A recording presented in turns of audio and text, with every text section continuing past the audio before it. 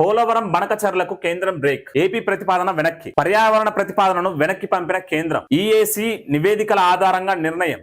Tribunal తీర్పుపై అభ్యంతరాలు. పొరుగు రాష్ట్రాల ఆందోళనను గుర్తు చేసిన కేంద్రం. ఛత్తీస్గఢ్, ఒడిశా, తెలంగాణకి నష్టం చేకూరుతూ అనే ఉద్దేశంతో ఈ రోజు పోలవరం బనకచర్ల అనుసంధానం ఏదైతే ఉందో దానికి సంబంధించిన ప్రాజెక్ట్ ని పెండింగ్ లో పెడుతూ ఆ నివేదికని మళ్ళీ ఆ ప్రతిపాదనను మళ్ళీ వెనక్కి పంపినట్టు చాలా స్పష్టంగా మనకి ఇక్కడ అర్థమైంది. సిడబ్ల్యూసీ అనుమతులు కూడా తప్పనిసరిగా ఉండాలనేది చాలా స్పష్టం చేసింది.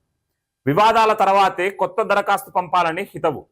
వివాదాల పరిష్కారణ తర్వాతే కొత్త దరఖాస్తు పంపాలని హితవు పలికింది ఇక్కడ పర్యావరణ శాఖ మంత్రిత్వ ఆధీనంలో ఉన్న సహాయ శాఖ మంత్రి. ఆంధ్రప్రదేశ్ ప్రభుత్వం ప్రతిష్టాత్మకంగా ప్రతిపాదించిన పోలవరం బనకచర్ల అనుసంధాన ప్రాజెక్టుకు కేంద్ర ప్రభుత్వం షాకిచ్చింది.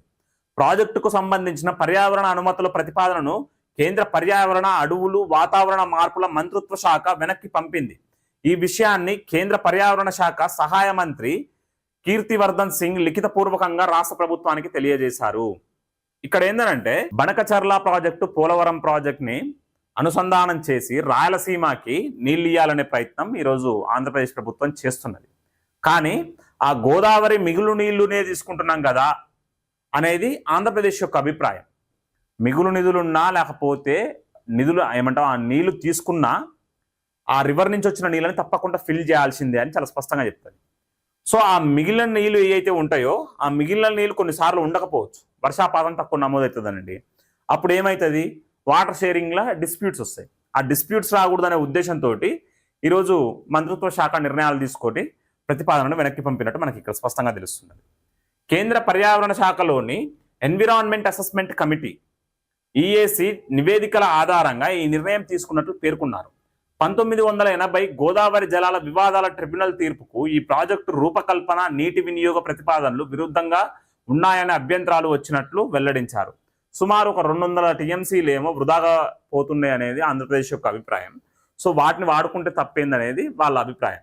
కానీ ఈరోజు బనకచర్ల పోలవరం ప్రాజెక్టు అనుసంధానానికి సుమారు 80,000 కోట్లు ఏమైతే ఇక ఆల్మోస్ట్ కాళేశ్వరానికి అయినట్టయితే. సో దానివల్ల రాయలసీమల తాగునీరు, సాగునీరు వస్తుందన్నమాట వాస్తవమే. కానీ ఈరోజు ఛత్తీస్గఢ్, ఒడిశా, తెలంగాణ ఒప్పుకుంటుందా ఒప్పుకోదా, మరి ఆ రాష్ట్రాలు నష్టపోకూడదు కదా. ఒక రాష్ట్రం కోసం మిగిలిన 3 రాష్ట్రాలు నష్టపోవడం అనేది సరైన పద్ధతి కాదు కదా. దాన్ని ఉద్దేశించి ఈరోజు మంత్రిత్వ శాఖ ఆ ప్రతిపాదనను వెనక్కి పంపినట్టు మనకు తెలుస్తుంది.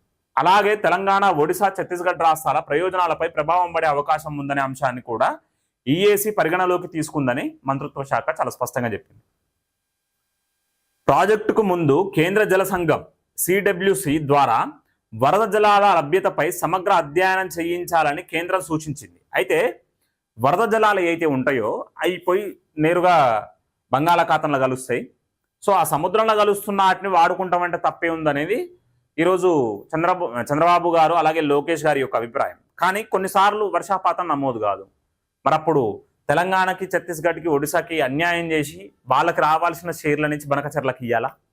ఇవ్వలేరు కదా. ప్రాజెక్టు కట్టినాక కొద్ది గొప్ప నీళ్ళు ఇవ్వాల్సి వస్తుంది.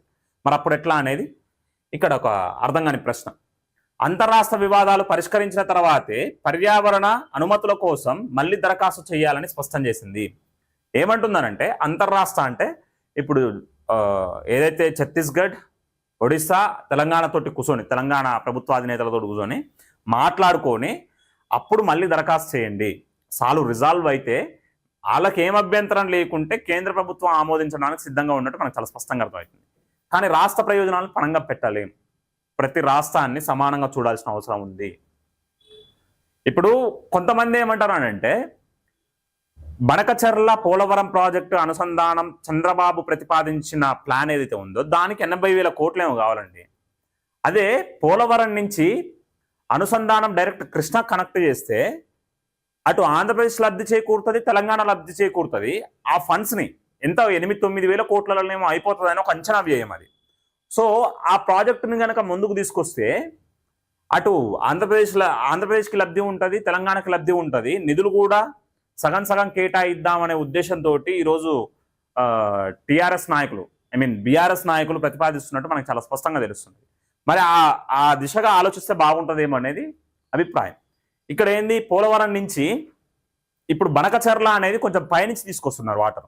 అట్లా కాకుండా పోలవరం నుంచి డైరెక్ట్ కృష్ణా కనెక్ట్ చేస్తే 8-9 కోట్లలో అయిపోద్ది.